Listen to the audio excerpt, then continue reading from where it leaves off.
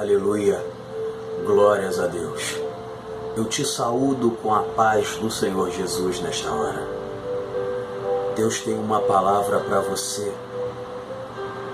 Deus tem uma palavra para o seu coração nesta hora. Abra a tua Bíblia no livro de Mateus, no capítulo 26, a partir do versículo 53. Na direção do Espírito Santo de Deus, com o tema Deus te corrige por amor. Diz assim a palavra de Deus. Livro de Mateus, capítulo 26, versículo 53. Ou pensas tu que eu não poderia agora orar a meu Pai e que Ele não me daria mais de 12 legiões de anjos? Versículo 54. Como, pois, se cumpririam as Escrituras, que dizem que assim convém que aconteça? Versículo 55. Então disse Jesus à multidão: saístes como para um salteador, com espadas e varapaus para me prender? Todos os dias me assentava junto de vós, ensinando no templo, e não me prendestes. Versículo 56. Mas tudo isso aconteceu para que se cumpram as Escrituras dos profetas. Peço a Deus que nesta hora abra o teu entendimento.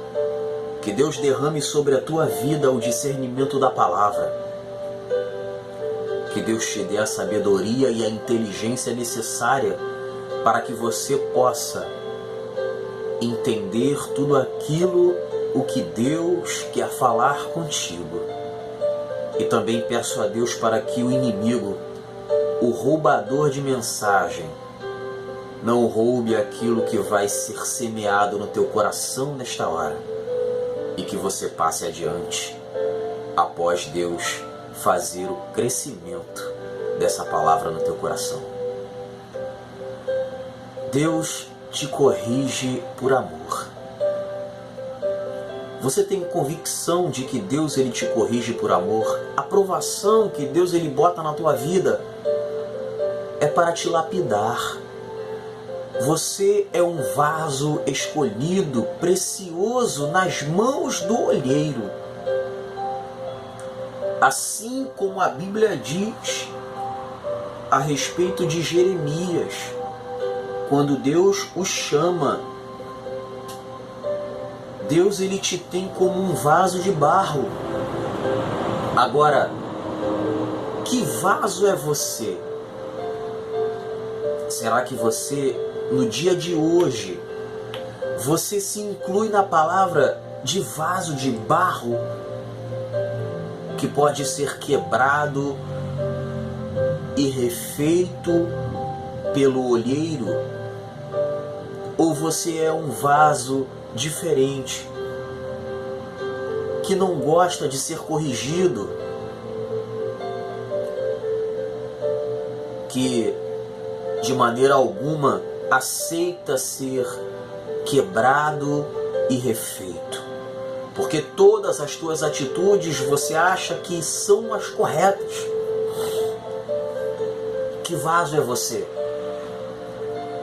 Tenha convicção de que Deus ele te corrige porque te ama, porque Deus não quer te perder. É para isso que Deus ele te corrige. Eu sei que talvez ainda não entrou no teu coração ou no teu entendimento que Deus usa o ser humano falho para poder falar contigo.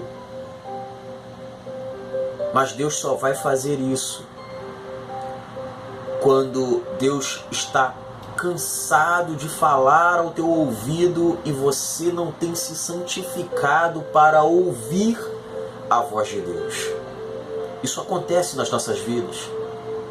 Temos que ter o ouvido sensível a voz do nosso Pai da glória. É por isso que Deus ele te corrige, porque Deus ele tem zelo por você. Esteja atento à voz do teu pastor. Esteja atento à voz de Deus. Se você não consegue escutar a voz de Deus, Deus vai usar um vaso para falar contigo. Mas não é isso que Deus quer. Deus quer que você escute a voz dele quando ele falar. Não fique triste. Não dê lugar à ira. E muito menos dar lugar ao diabo. Tenha o ouvido sensível à voz de Deus, porque Deus ele te corrige por amor. Jesus ele está falando algo interpretado por Mateus, com a qual ele passou naquela noite, ou melhor dizendo, naquela madrugada no Getsemane, com a qual ele passou algumas horas orando e, mediante aquela grande agonia com a qual o Senhor Jesus passou, ele tinha a convicção de que tudo tinha que acontecer. Ele diz, no versículo 53, ele fala para Pedro. Os discípulos eles também ouvem. Foi quando Pedro ele puxa da bainha a sua espada, ou a sua faca, ou o seu punhal, e corta a orelha de um soldado romano, Malco. Aquele soldado, ele só estava cumprindo uma ordem do próprio César. Estava cumprindo uma ordem dos seus superiores. Aquele soldado romano, ele poderia ser um sacerdote, mas mediante aquela situação de flagelamento, ele não poderia exercer. Porque para um levita ser um sacerdote, ele tinha que estar perfeito. Ele não tinha que ter nenhuma flagelação, nenhum membro faltando, nenhum defeito. Então, por causa disso, Jesus ele devolve aquela orelha para aquele soldado romano. Jesus já estava avisando o futuro. Mas a Bíblia diz que Jesus ele não queria. Porém é uma lição para nós, porque Jesus ele fala que Deus podia passar dele aquele cálice. Se possível, passa de mim esse cálice, mas que não seja como eu quero, mas como tu queres ou desejas. Talvez esse seja o ponto principal na tua vida. Você ainda não entendeu que a vontade do ser humano não influencia. Temos que seguir a determinação de Deus. É o que importa. Nossos sonhos, nossos pensamentos, nossos planos não são nada comparados ao que Deus sonhou para nós.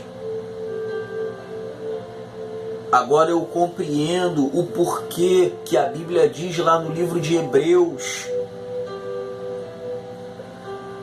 no capítulo 12, a respeito de homens que não alcançaram as promessas. Homens que foram fiéis, porém não viram o milagre, não viram se cumprir na vida deles as promessas. Porque o nosso querer não influencia. A vontade de Deus é o que permanece, é o que está e sempre será em primeiro lugar. Jesus orou 3 vezes para que Deus passasse dele aquele cálice. Mas tinha que acontecer. Ele fala: ou pensas tu que eu não poderia agora orar a meu Pai e que Ele não me daria mais de 12 legiões de anjos? Um anjo só seria capaz? Ou apenas o próprio Senhor Jesus? Não vou desmerecê-lo, longe de mim. Porque quando os soldados eles vêm com Judas, perguntam se ele era Jesus. Jesus fala como o supremo: eu sou.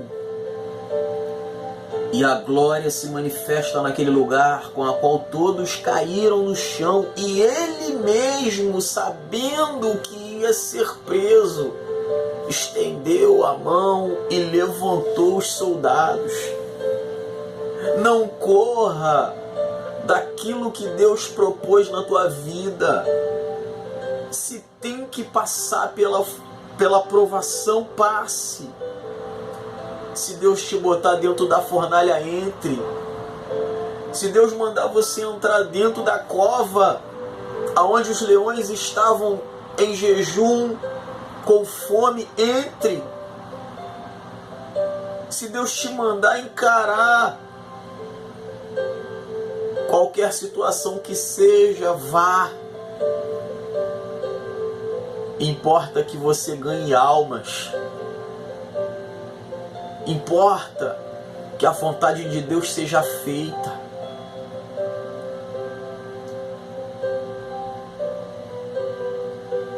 Ele chama a atenção de Pedro e dos discípulos: aquele que ferir a espada será ferido.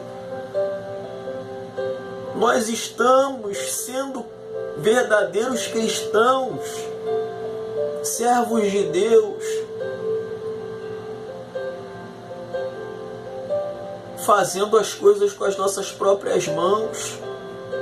Será que se hoje você tomar um tapa na face, você como servo de Deus vai virar o seu outro lado da face e entregar para apanhar?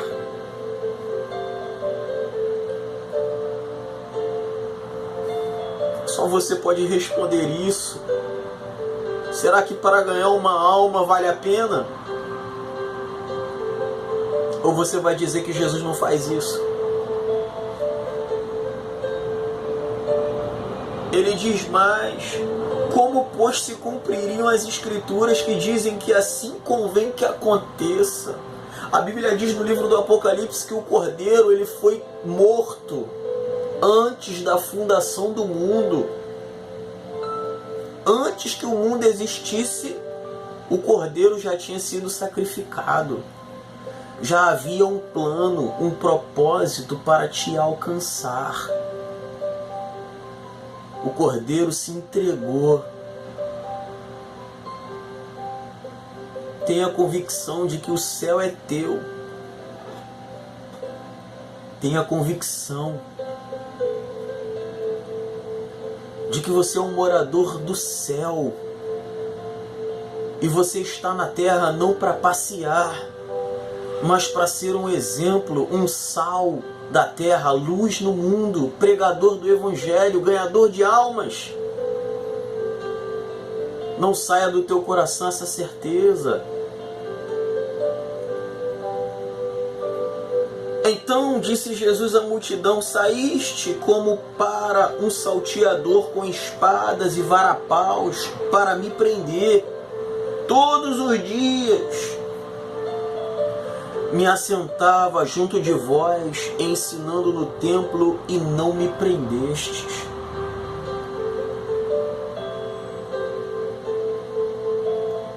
Ele não tentou argumentar nada. Talvez a maior tristeza de Jesus foi que o ser humano com a qual ele ajudou, ele curou, ele alimentou, estava ali para poder matá-lo. Não tiveram consideração nenhuma. A maior frustração de Jesus, creio eu, que foi isso. Porque o ser humano, ele não sabe agradecer a tudo aquilo que Deus tem feito. Ele não enxerga. O ser humano, ao invés de agradecer a Deus todos os dias pelo fôlego de vida, por tudo aquilo que Deus tem feito e por tudo que já fez, o ser humano não tem coragem, o ser humano não agradece, não tem gratidão.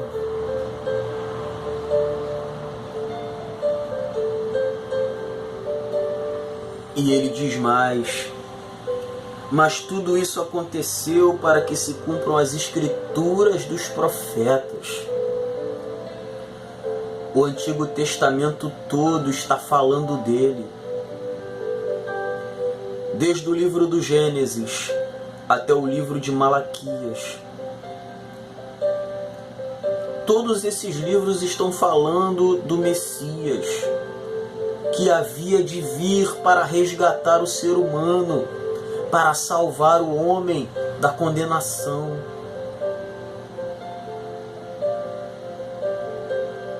A lei foi criada para que o povo chegasse até Jesus. Os profetas foram levantados para guiar o povo, introduzindo a eles a Jesus Cristo que iria vir.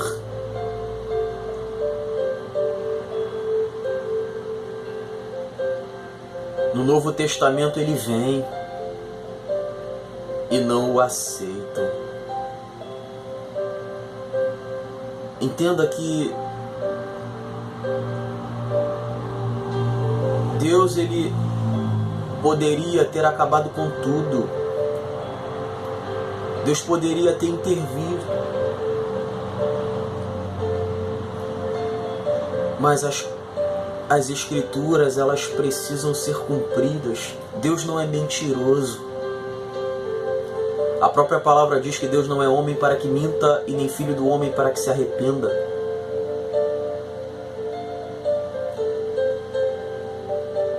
Palavras ditas por Balaão, um homem que só acreditou depois que a mula falou com ele.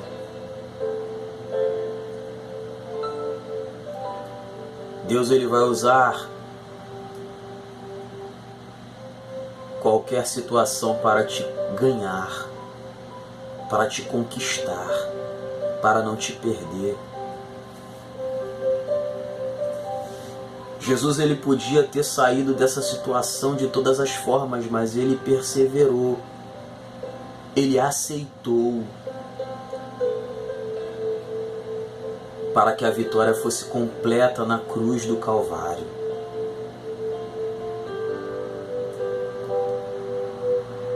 E Deus, ele não cessou aquela agonia. Jesus, ele foi levado pela madrugada. Ele não poderia ser julgado daquela forma, diante daquela situação.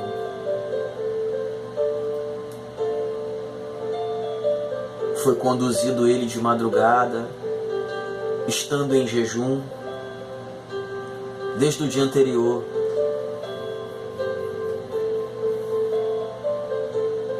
E diante de testemunhas falsas e sem acusações certas,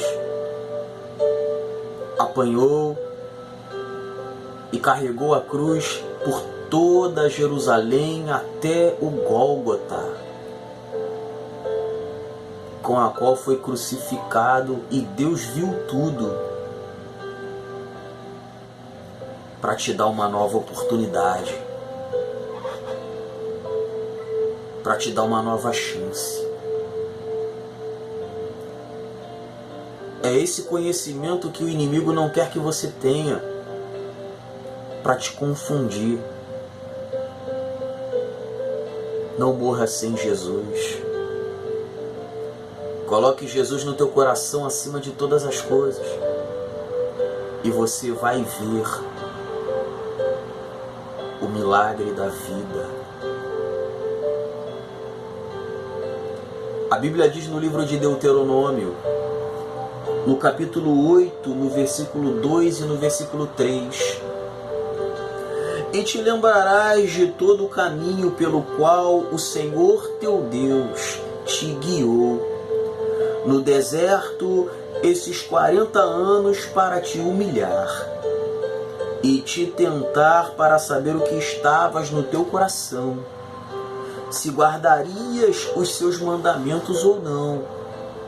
E te humilhou e te deixou ter fome e te sustentou com o maná, que tu não conheces, nem teus pais o conheceram, para te dar a entender que o homem não viverá só de pão, mas de tudo o que sai da boca do Senhor viverá o homem.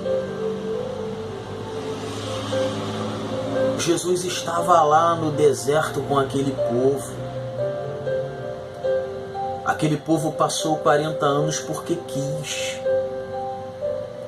Aquela caminhada só duraria 12 dias. Mas porque o povo não entendeu o propósito. O povo, ele não foi tão errante.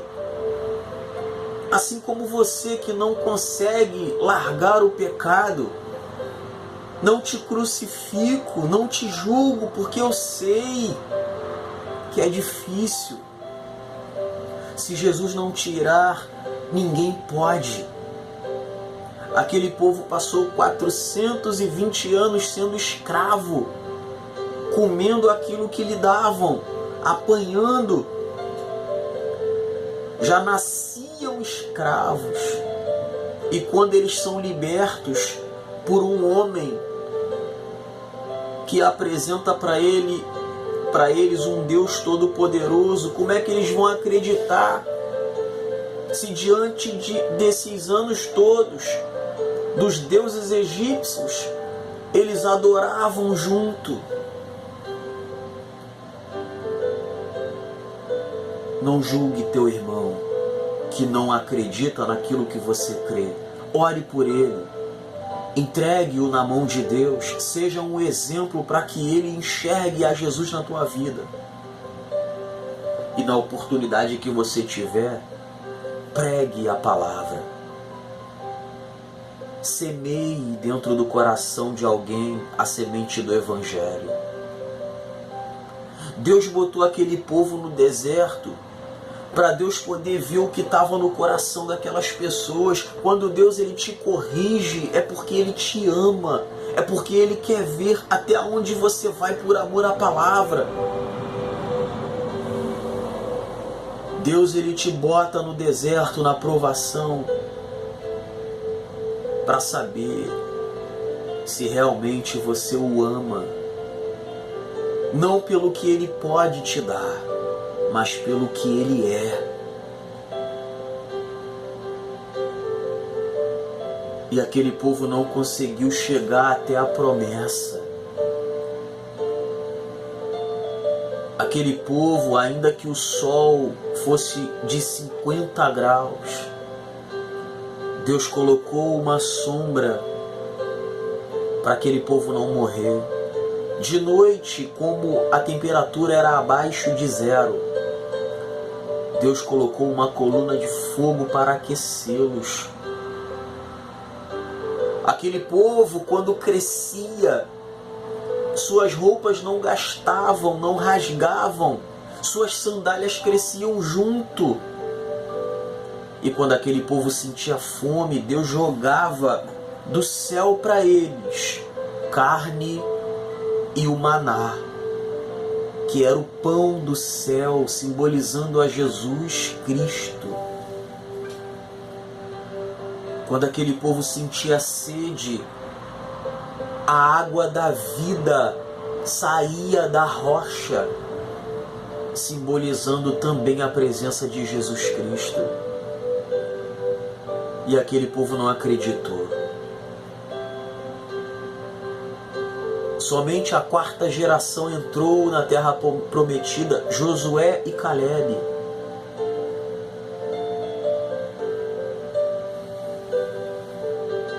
Quanto tempo você precisa estar dentro do deserto? Quanto tempo você precisa estar dentro dessa provação para você entender que Deus, Ele te ama e Ele te corrige por amor e Ele tem muito mais a te proporcionar. Deus quer matar teu egoísmo. Deus quer matar tua prepotência. Deus quer te fazer uma nova criatura, humilde, para você ajudar pessoas. A Bíblia diz no livro do Apocalipse, no capítulo 3, no versículo 19: eu repreendo e castigo a todos quantos amo. Sê, pois, zeloso e arrepende-te. E no versículo 20 diz: eis que estou à porta e bato. Se alguém ouvir a minha voz e abrir a porta, eu entrarei em sua casa, e com ele cearei, e ele comigo. A carta está sendo para a igreja de Laodiceia, mas nós nos incluímos nessa pequena história. Jesus quer que a gente se arrependa todos os dias para viver uma nova vida. Todos os dias Ele quer um espaço dentro de nosso coração para fazer morada. Não espragueje. Deus, Ele te corrige porque te ama. E Ele não quer te perder.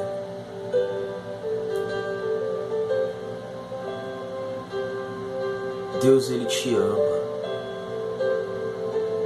E Deus tem uma obra muito grande na tua vida. Não permita que as riquezas da terra te ceguem, te dê a cegueira espiritual e logo em seguida a carnal.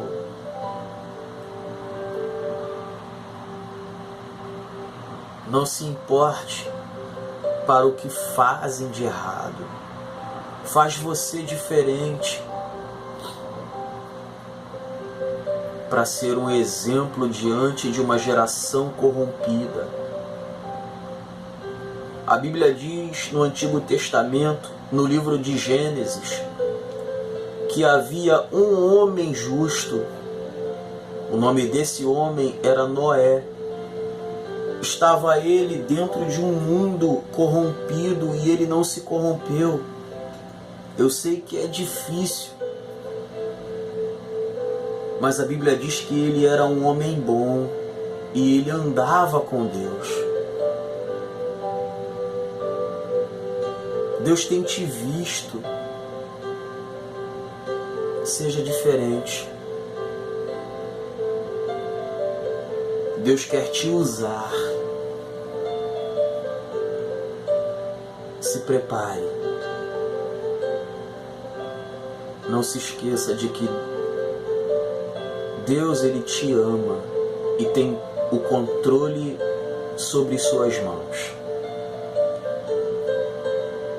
Deus, Ele te corrige por amor. porque Ele quer fazer de você uma grande obra, um grande canal. Amém? Essa foi a palavra que Deus separou para a minha vida em primeiro lugar e para a tua vida. O Senhor te abençoe e te guarde. O Senhor faça resplandecer o seu rosto sobre ti e tenha misericórdia de ti. O Senhor sobre ti levante o seu rosto e te dê a paz. Fique na paz. Deus abençoe.